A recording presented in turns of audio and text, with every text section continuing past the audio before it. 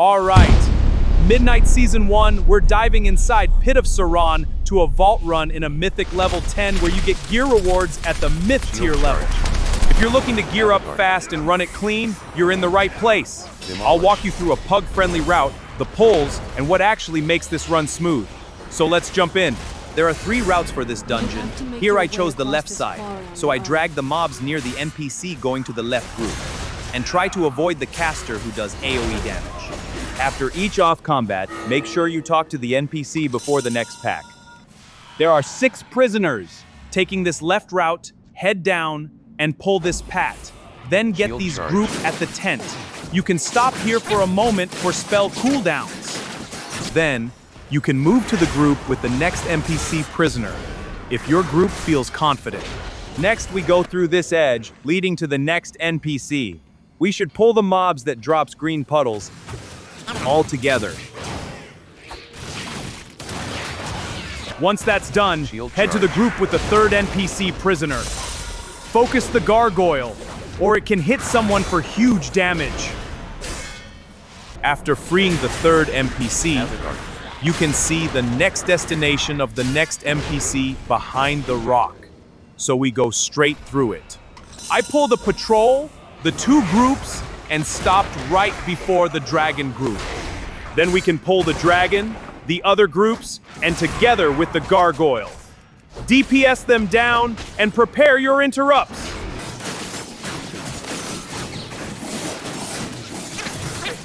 Then we can move to the group with the 4th NPC prisoner.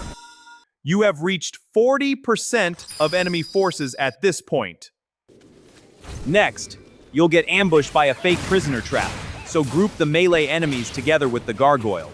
If your group kills the gargoyle early, you can move on to the dragon pack, and then get the necrolite group. Always interrupt the casters or people suffers huge damage, like this.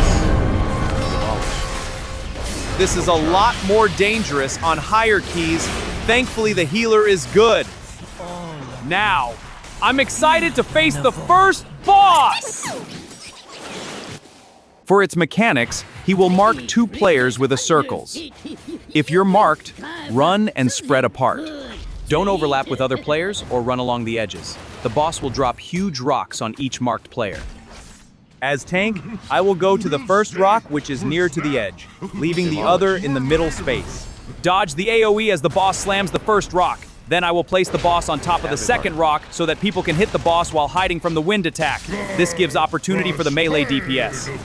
Then the boss casts his Glacial Overload AoE, just position behind the rock and attack. Then it's repeat mechanics. By the way, when you get the mark, do not place them on top of the puddles when you position your rock. Make sure that area has space to move around for the wind AoE sequence. I will kite the boss to the first rock if it's located along the edge or near a puddle.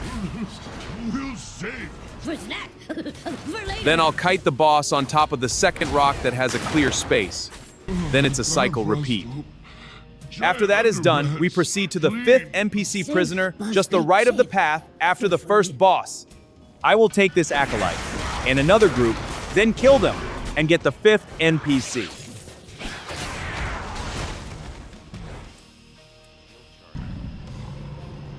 Then the last 6th NPC is just in the right side after the 5th NPC prisoner.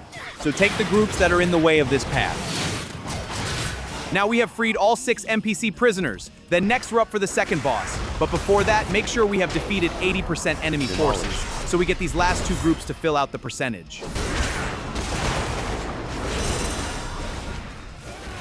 And now to the second boss. This is a team combo thing, so each group is separated by tasks. For me as the tank, I have to kite Ick. If the tank gets a green circle, just run to the edges away from anything else. Then always aim and interrupt to the boss Krick. If you don't kick Krick, somebody will die. So kick Krick. During this phase, make sure to kill the shade of Krick quickly. Krick will also drop small puddles, so keep an eye on your footing while you move. At Shade Shift, Ick and Krick will merge and will fixate on players. Just kite the boss until the fixate wears off. Then it's just repeat mechanics. Then we are in the last phase. Make sure you got 80% enemy forces defeated before going up the ramp to the final boss. From here, it's just straightforward to completion. Skip. Do not think that I shall permit you. As long as we can, even to our dying breath. Then we face the final boss. This is actually the easiest if we follow its mechanics.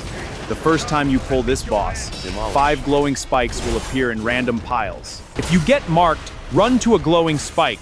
The mark will freeze a pile where adds would spawn, so place it carefully in the glowing spike.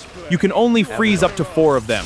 As tank, I place the boss near in one of these spikes so that one melee DPS can do both the mechanics and still hit the boss.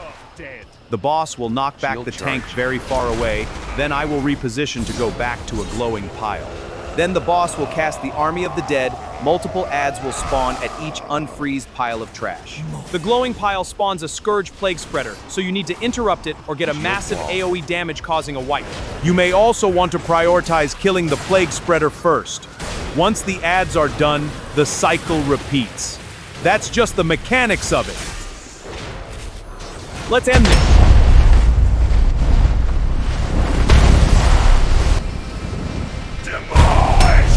You won't be so lucky next time. And that's how the Pit of SARON is done. And we got a +3 upgrade to an M13 key. Woohoo! Whether you're jumping in with a pug group or running with your own guildies, hopefully this gave you a clear idea of how the dungeon plays out in a timed run. If you enjoy Mythic Plus runs like this, feel free to subscribe and check out more dungeon guides on the channel. Good luck on your vault rewards, and I'll see you in the next run.